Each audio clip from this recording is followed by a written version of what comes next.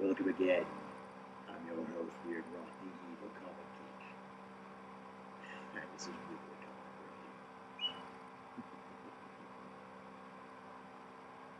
And now, let us start off with this week's comics of DC superheroes. First up the bat, Bane. And like the last episode, like I mentioned, the Scarecrow, it basically is another lead up to the Arkham thing I was mentioning. And I don't know if I want to read the Arkham one. It does seem intriguing, but like every nerd, money is a problem to me at times. So yeah. Wish I could buy every comic I want, but yeah, that's never gonna happen. Oh. Anyway, for the Bane one, I kind of like that. I do like that. There's parts I like and parts I don't like. The parts I don't like is that basically it leads up to a miniseries, which I liked it better when it was just one shots. That's just me. You need to just pick it up, read it, and you're done, and you feel good reading it. That's my kind of one shot. Now, anyway, there's not really much of an origin to Bane except, well, fans of Bane won't be disappointed, or whoever watched Young Justice, it has elements of that. You get if you haven't read Talon, like I haven't, you see Bane's costume. It's not bad. I kind of liked his classic costume a bit more, where he just hits his bracelet and the venom comes from that. Here it comes from this weird pipe, this weird a fire hydrant thing on his back. Which I'm trying to figure out how does he pump all the venom in him, but well. It basically shows that he's preparing for war to take over Gotham. Now that, well, basically Batman's gone. Batman is declared dead. Well, this is New 52, so that's the first time. Although for long DC fans, it's again? Seriously? He's been dead before. It wasn't that long. No, but if you're a Bane fan and you want to see about the whole Arkham War thing, pick it up. It's not a bad read. Also, before I forget, I like the part where that basically Bane is besides being he liberated his country and basically people love and fear him, he is still a dick even to his own people. Even to a little girl goes, "You're a bad hero, Bane," he basically bitch slaps her. I'm like, what? Why? Oh god! It basically shows yep, he's still you. Yeah. Anyway, yeah, it's an okay read. Pick it up to your leisure if you want. If you want to read the whole Arkham War, it's not bad. All right. Next up, and this kind of connects to the actual Wonder Woman series, which is an awesome series, by the way, and you should totally pick it up while you still can. So basically, for this Villains Month, it actually connects to the Wonder Woman storyline that's been going for the past 2 years. Firstborn. And if you're all wondering why he's called Firstborn, I'm gonna just spoil this. He is the son of Zeus. The Firstborn son of Zeus. Now, for most of them, new fictional Greek stories, like God of War, if you've ever played that, or if not, just watch the cutscenes, it basically Zeus, stories Zeus fears that one of his kids would ascend and, kill him and take over the throne. This is basically his firstborn son, son of both Zeus and Hera. And it's why most of the other gods have Zeus for a father, but all have different mothers. No, basically Zeus can't keep it in his pants. Oh god, he's been bored of this. But anyway, you get to find out Firstborn's origin story. So if you haven't read Wonder Woman, this is a really good backstory to that. If you haven't, it's gonna be a bit weird. Although you are gonna intrigue, going what's gonna happen to Firstborn now. He got his ass kicked by Wonder Woman, who is now the god of war. Yeah, sorry for spoiling that. Yeah, Wonder Woman, god of war. Yeah, I want to see what happens next now, just to see that basically Wonder Woman is now one of the gods. Yeah. Anyway, besides Wonder Woman, like his backstory is like basically he got taken away. He's left in the wild, raised by hyenas. Almost sounds like jungle the Jungle Book in reverse, or like the Jungle Book, but if the main character was in a setting that in Lion King. Also, creepy part: firstborn's into bestiality, which, if you've been reading Wonder Woman, explains why he has so many hyena men. So, that's frightening. No, actually, it's not frightening, just disturbing. Other than that, like, this is a must-read. It will get you into Wonder Woman. Well, basically, any issue will probably get you into Wonder Woman and makes you want to read more.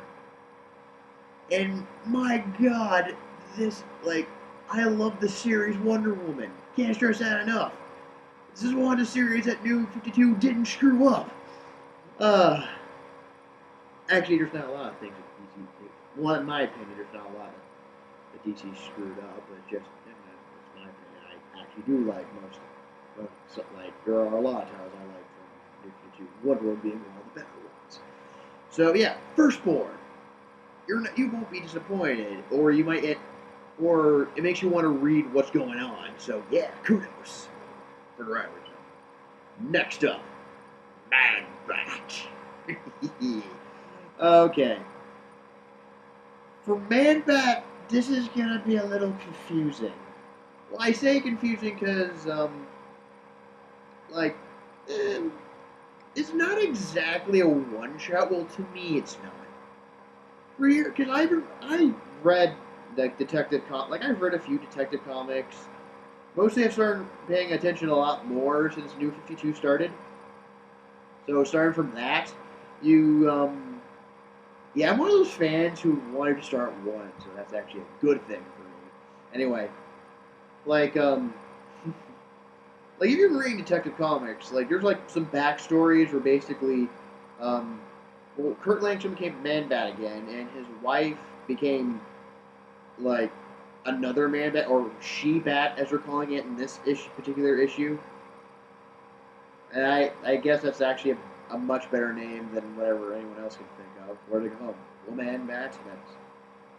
That actually sounds worse when you actually think about it. Anyway, basically mostly connects that to the backstories that basically where Kurt Langstrom is now back to being human.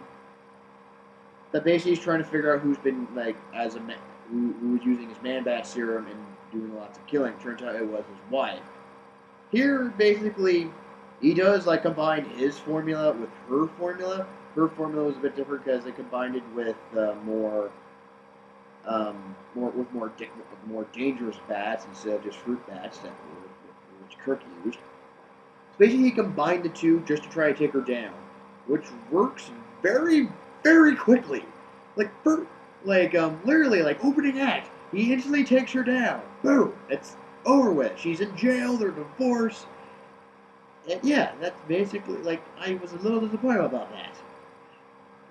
But the rest was actually pretty compelling because it will lead to future issues of Detective Comics. Here, basically, after he takes her down, he gets addicted to the new serum. Where basically he has to remake it over and over and over, getting more powerful potency.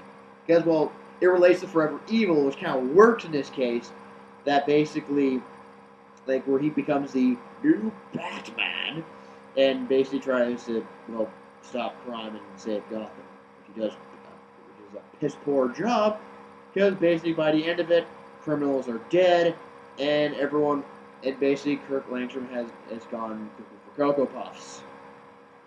Although I do like this. If you, you might be a little lost, you felt like you just walked into something where you should have, kept up with the story.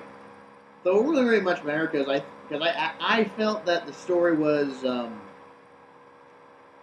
like you're forgetting like your own like what the previous issues were saying. It's kind of weird. Almost almost felt like one of those bad horror movies where we're trying to remember and forget things at the same time. Not that badly, but yeah, kind of like that.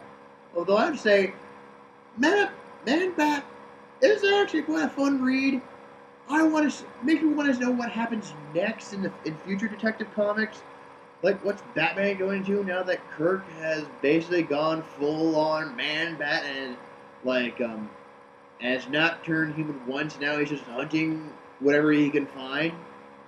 I want to see more of that because it's like there are times you get sick and tired of a Man Bat story. I want to see another one because it's been so long since I've seen a good one, like from comics and TV shows. So yeah.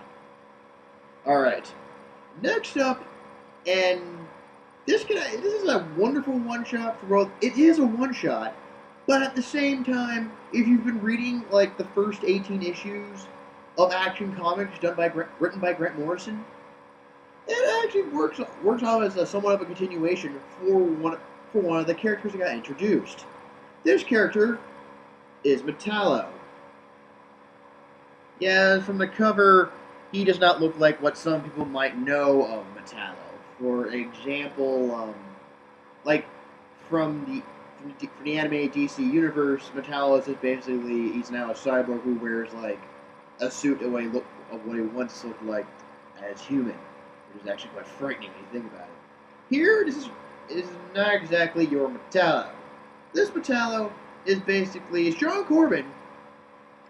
Yeah, that's actually his real name. Basically, he was part of the military. He was basically for the government to have their own Superman, which if you've been reading Superman Unchained, doesn't quite make a lot of sense. But oh well.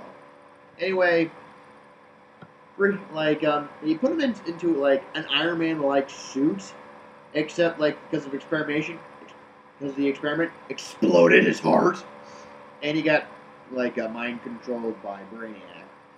That's happened. Here you get to find out what he's been doing for the last few years. Here, he basically he was in a coma, and apparently they found a way to revive him by using kryptonite as his energy source.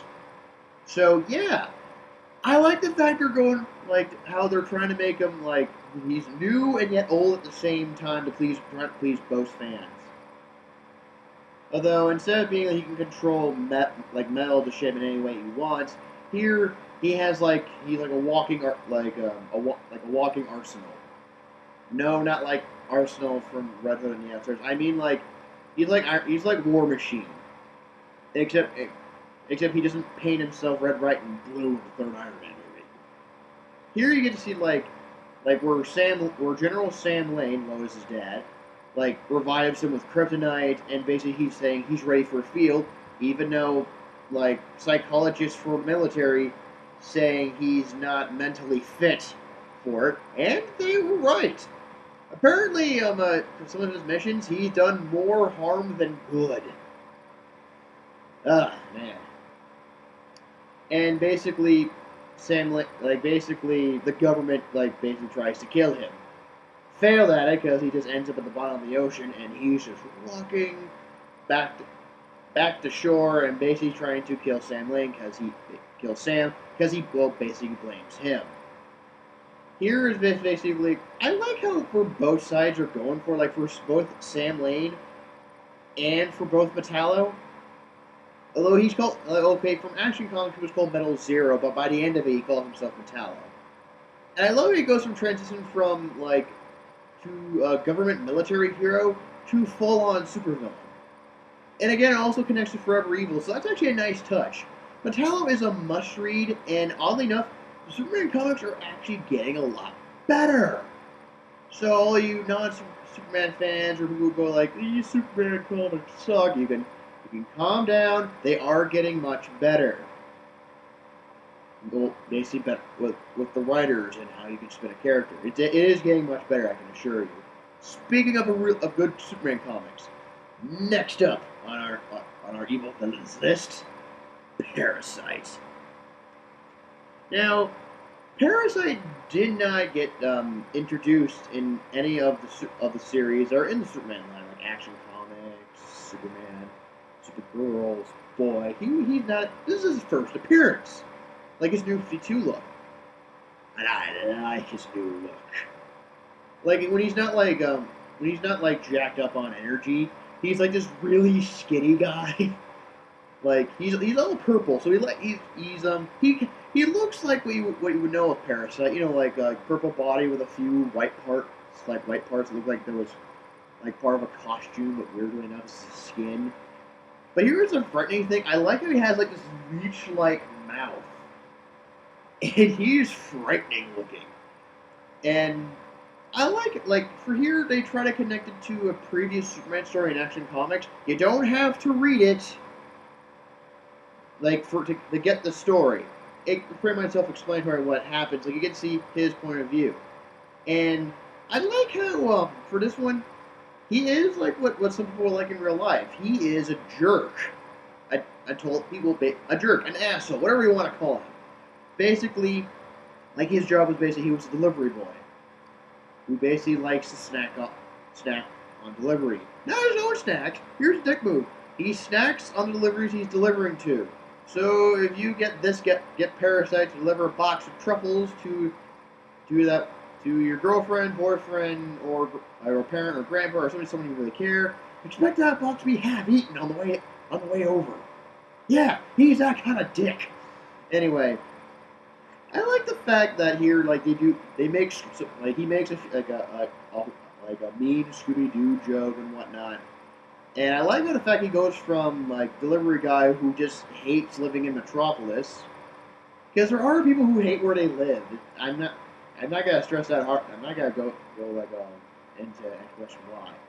He goes from like that to basically like accidental into an accent which relates to a previous Superman story, to basically how he got transformed. Because from that he got transformed into Parasite. And basically, that he's basically in the worst kind of hunger you've ever seen. Although I do like this, that how everyone's like, you know how like for Rogue and to someone they like, even from a kiss they can go into a coma. Here they're pretty much dead in a sense. Like they get all wrinkly, shriveled, white hair, and basically, yeah, I think they're dead. Like he took all the energy. Although here's the goofy but most awesome. Superman touches him, he instantly gets super buff to super, he gets in between being super buff to super fat. And holy crap! It makes me want to see more stories with this guy. Like this is actually just perfect as a one shot. But my God, like if you hear like they're making another Parasite story. You want to pick this. You want to see this guy again. He is frighteningly awesome. Yeah, surprisingly, Parasite is a must-read. Oh God, I can't even stress that. And weird, it's just Parasite. My God, it was fantastic art, the story, man. Okay, now that I've geeked out a bit there, let's move on. Next up, Secret Society. And this is kind of a disappointment. Well, for me anyway. Well, for some. It's not exactly on the Secret Society. It's not on the team. So if you're hoping for seeing like a group of villains acting all villainous and like as a time for forever evil, you're gonna be highly disappointed. Although they should have renamed this. This cover and the title is a lie. Can't stress up. It's a lie. Anyway, like this is focused on the Secret Society. It focuses on its leader, the Outsider. But like if you weird, my phone just went. My evil phone just went off. Odd. Anyway. For this comic, it's the Outsider. Who, if you've been reading the latest Justice League books, like Justice League and Justice League of America, you find out that the Outsider is an evil alternate version of Alfred. Yeah, so this is a crime syndicate comic, which actually makes it awesome because I do actually like the Crime Syndicate because they are one of the best supervillain teams I've ever read. Here, after reading like the first, like if you ever read the preview, it makes you want to go, how come we're not getting a comic of this? Okay, no, I mean like I get we're getting a comic of this. I mean like, how come we're not getting a series on the Crime Syndicate? Like crime, yeah, like from this new version that everyone on the planet is evil. I get that. It would be kind of hard, but it wouldn't be that bad to have a mini-series. I call it Crime Syndicate or Earth 3. I would totally buy that. I would totally give good money to buy that. Like for here, like I will spoil. Like there are a few spoilers, but for here you get to find out that well, if you're a fan of Crime Syndicate, you know that Owlman is actually Thomas Wayne Jr., not Bruce Wayne. Here Bruce and his parents are dead, and basically he had a brother who survived and is basically the perfect evil Batman. And this actually works. I like for here makes you want to read it after this little spoiler. Yeah, Alfred, he is the one who murdered Owlman's parents. Yeah. Like what? Like what? Basically, he's loyal to Owlman, yet he was the guy, not Joe Chill, who murdered his parents. Which again, I stress, how come we're not getting a mini series of this? I would have fun reading that as an actual series of how Owlman became Owlman. Or basically how the Crime Syndicate decided to, screw it, let's conquer the main new DC universe. Like for here, it's basically this seems like it leads up to that. It's basically everyone's evil. There are no good guys. Joker is still Joker. He's still evil, but he's still different. He still murders and kills and laughs and uses his Joker gas. I am so evil, and does have the Joker scars from Dark Knight, which is awesome, by the way. You do see another side of him. Weirdly enough, he literally, he does feel saddened when, he sees someone who, for no rhyme or reason were murdered. Joker wants to make people think he's crazy and an agent of chaos. Here, he tries to make that. Really, he actually has a plan for why he's doing what he's doing. Main plan is basically, for any version of Joker, put Gotham into chaos and basically, from here, make sure Owlman doesn't get control of Gotham, which is already is in control. And also, I do like the fact that everyone has a gun. Hell, even when the police are mugging people. Yeah, police mugging people. That's weird. Or saying freeze! Give us your money and your watch and your pearls and no one gets hurt. And the parents and child are okay.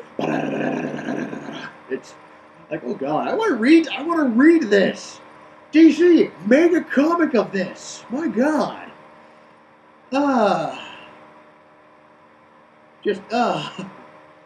No, but it kind of dies down because it basically shows kind of leads to the Justice League books. It basically the Outsider wants to kill Nightwing because Nightwing to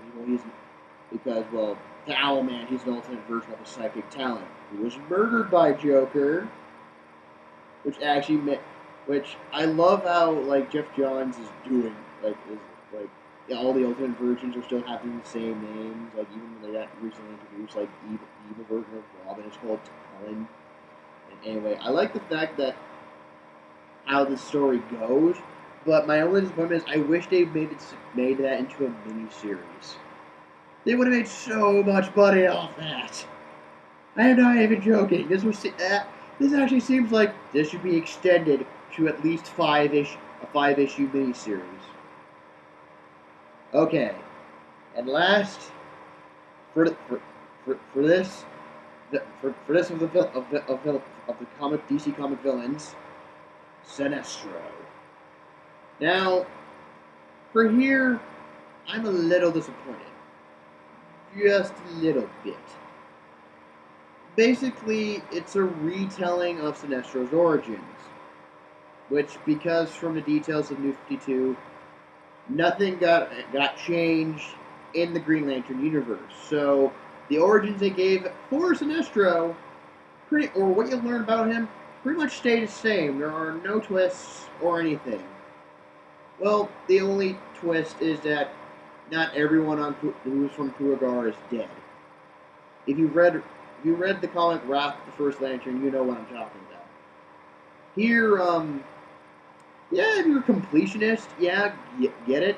It's kind of skippable unless you want to know, like basically, yeah, unless you want to like if you're a Sinestro fan or you're a completionist, like some comic collectors are, yeah, you pick this up.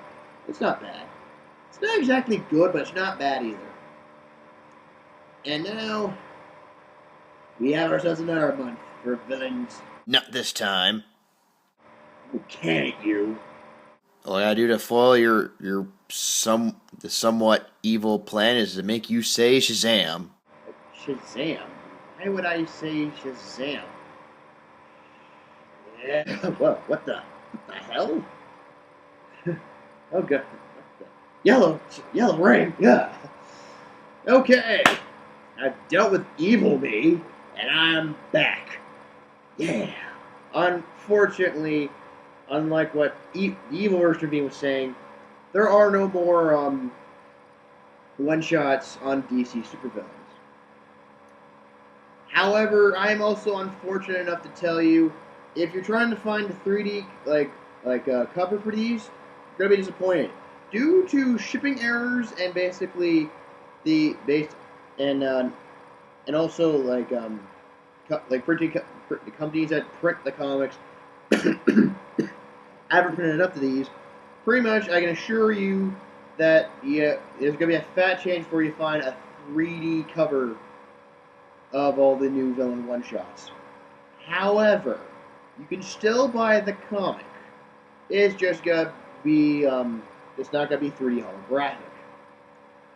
So, at least now, yeah. So these pages aren't gonna you can still buy the issue, which for some I again. The comics that Evil Me has been telling, they're not bad comics. Like, most of them are really good reads. And yeah, you can still order some at your local comic book stores and whatnot. It's just basically, you're gonna have more of a harder time trying to find 3D. I wouldn't hold your breath on it. It's just gonna be just 2D from now on. It's not bad. You won't even notice the difference. All right, I'm your Canadian Comic Geek, and now and forever I will. And now I'm back. I will see you in the next video. Bye bye.